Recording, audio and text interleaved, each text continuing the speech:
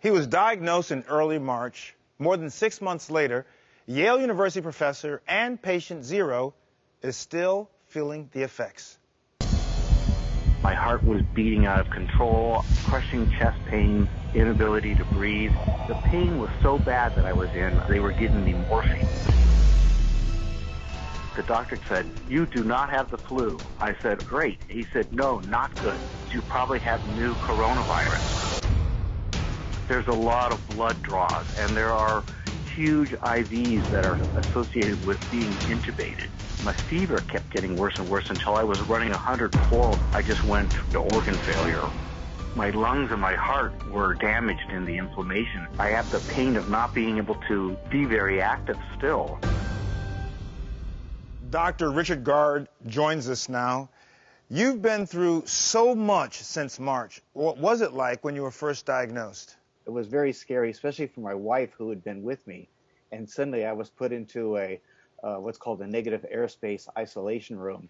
And for 2 weeks, I did not see a face next to me, which was much more scary and disassociating than I would have ever imagined. So, Richard, let's go back for just 1 second here. So you started off, the only thing you experienced was a feeling of chest pain. What was your first symptom?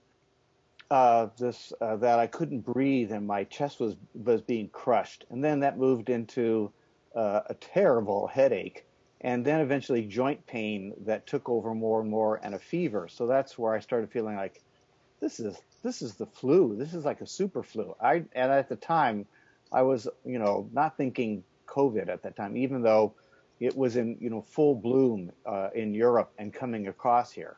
So you have these symptoms. How long did you go before you reached out to your doctor?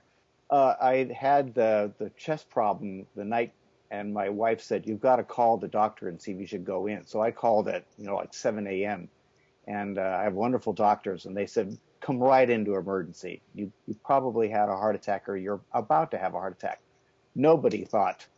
I never thought, because I was so healthy, I never thought I would have a heart attack either.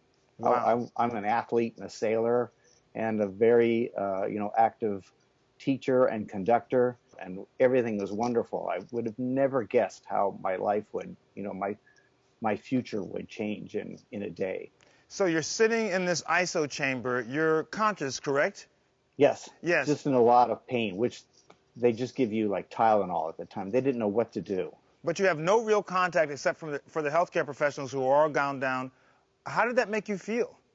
Well, at first I thought, because I was so healthy and I'm a positive person, I thought, I'll get over this. And then it took a little while to get the definite diagnosis of COVID, because then Yale decided, at the time in the beginning, if you remember, it was very difficult to get tests and to get them back because they had to come through a state health department. So Yale said, "We're developing our own. Can you wait a day?" I was like, "Sure, I'm not going anywhere." And so I was the first one to use the Yale COVID swab test, and came back. And even by the time I got the diagnosis, I was feeling a lot better. I was out of the headaches and all the most of the pain and the joint pain. And I thought I'd be done, and that was it. Like I say, I was a very healthy person.